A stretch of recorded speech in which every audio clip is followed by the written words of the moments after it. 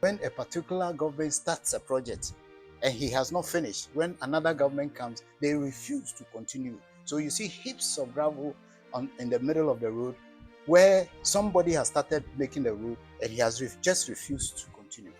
We are very good at cutting salts to begin projects, but most of the time, this is divine responsibility. It is an example or a model of God for us to follow. It is also to assure us that God sees himself as responsible for our welfare and our sustenance if we remain in him. You shall be my people, and I shall generation according to the will of God. He died and was buried. What is your responsibility now? What are you doing as a legacy to your generation? David served his generation. What about you? We are ought to serve our generations. After our generations have passed, we should be remembered for carrying out our responsibility. In the straits of peace, what the greatest row on the reef is sweet, what the surges break and the wild winds blow, shall be hungry waves that your boats will flow. We are on a coast, what means the soul, steadfast and sure, what the billows roar, fast into the rock which cannot fall, grounded firm and deep in the Savior's love.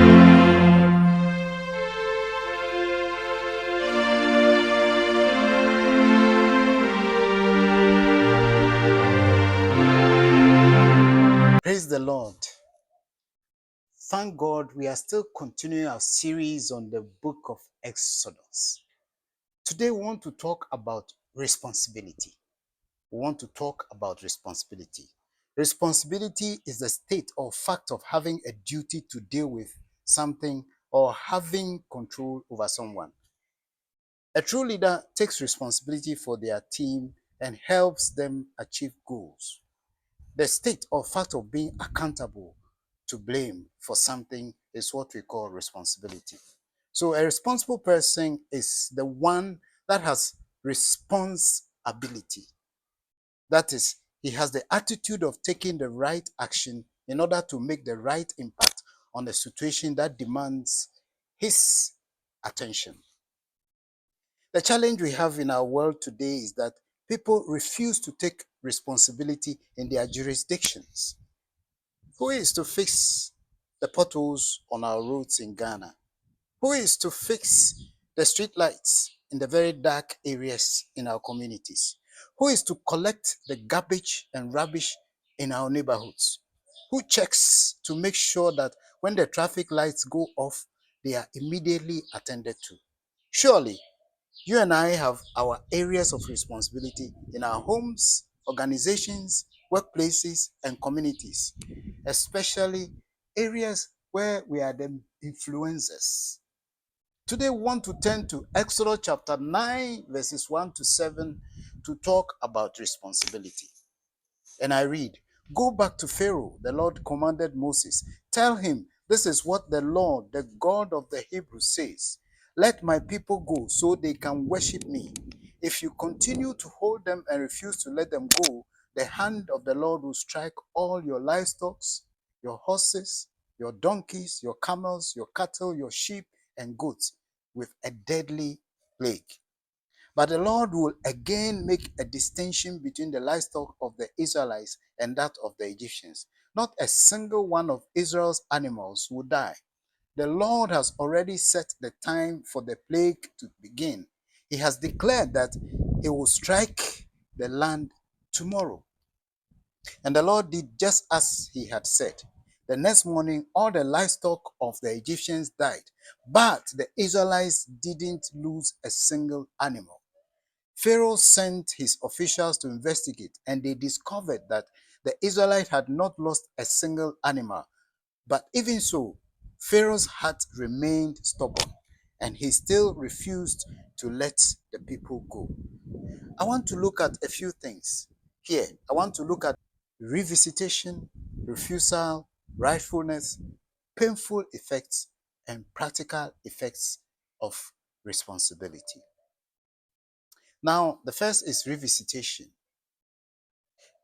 Now, in doing things in our lives, there are times when we need to revisit what we have started. So we want to look at the concept of revisitation. When we look at Exodus 9:1 says, go back to Pharaoh.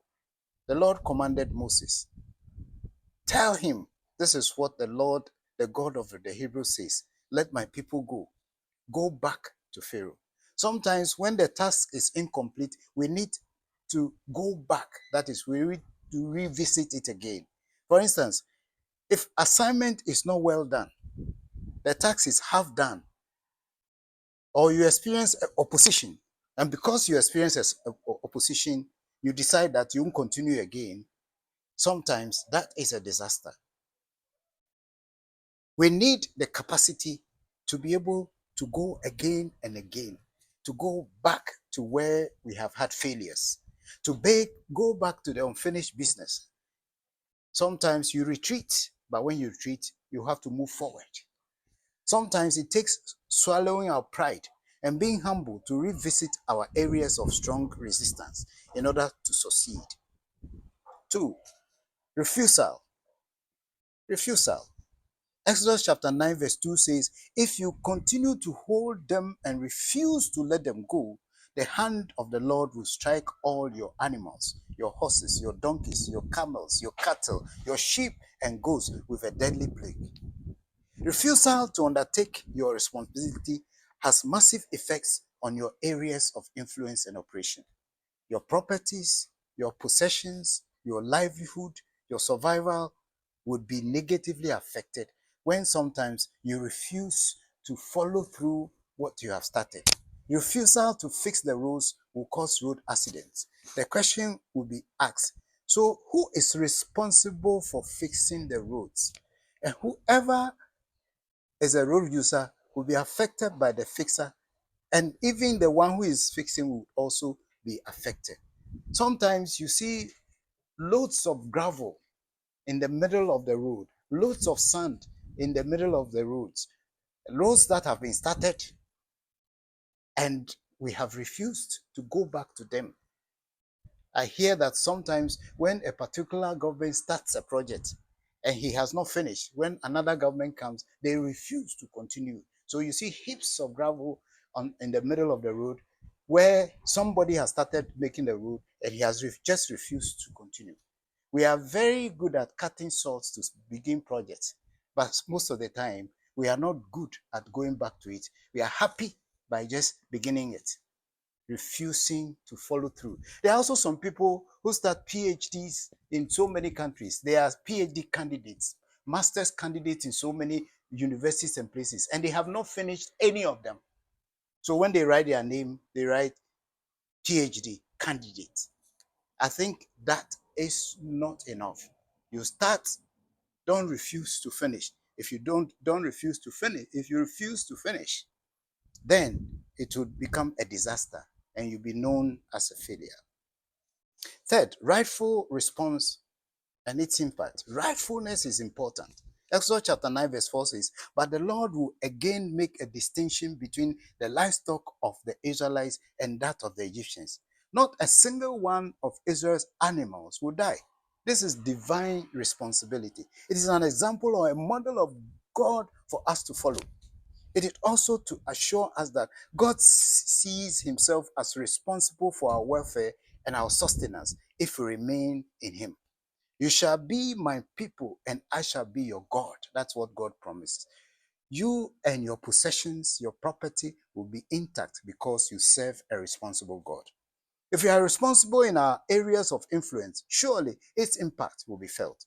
We are to serve our generation by being responsible agents in whatever task or duty we are assigned. Acts chapter 13 verse 30 says, after David has served his generation according to the will of God, he died and was buried. What is your responsibility now? What are you doing as a legacy to your generation?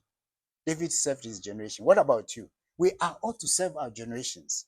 After our generations have passed, we should be remembered for carrying out our responsibilities in the right manner. 4. There are painful effects of irresponsibility. Exodus 9:6 says that, and the Lord did just as he had said. The next morning, all the livestock of the Egyptians died. Disaster, loss of livelihood, loss of property, loss of possessions is the painful effects of failure to be responsible. The painful part is that your failure to act or perform your duty properly on time will not only affect you, but it will affect other innocent people in diverse ways who are linked up with you. The failure of Pharaoh to let the Israelites go affected the whole of Israel. When the livestock were dying, the whole of the Egyptian livestock died. It wasn't only the ones of Pharaoh. May you not be a source of disaster, of pain to others because you refuse to carry out your responsibility like Pharaoh did. How will people remember you? Will it be like the Pharaoh in this story or like Moses? 5. There are practical effects of being responsible. Exodus 9:7 says, Pharaoh sent his officials to investigate, and they discovered that the Israelites had not lost a single animal.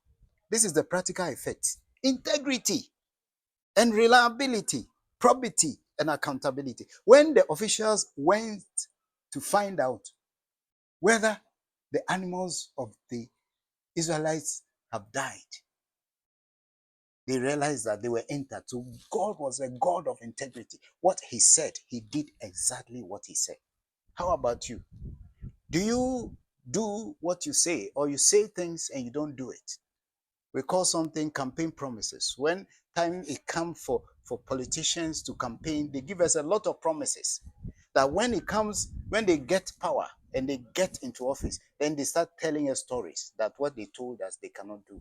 God is not like those who do campaign promises. He is a God of integrity. Whatever he says, he follows through, and he does. When the officials investigated, they discovered that the Israelites had not lost a single animal. May you be like this God of integrity, a God who is so responsible that whatever he says, he does. In our world today, people are defending indefensible people who have refused to be responsible because of family ties, ties of friendship, and political alliances. Sometimes, even in religious organizations, there is so much sycophancy that people can get away with naked irresponsibility with impunity. May God help us and strengthen us to take our responsibilities seriously, because we will be judged individually for the way we conducted ourselves in our areas of operation. God bless you to make you a responsible person of His. Thank you for watching. Hope you are blessed with this message. To get in touch with other messages of the servants of God, follow us on Facebook and subscribe to our YouTube channel.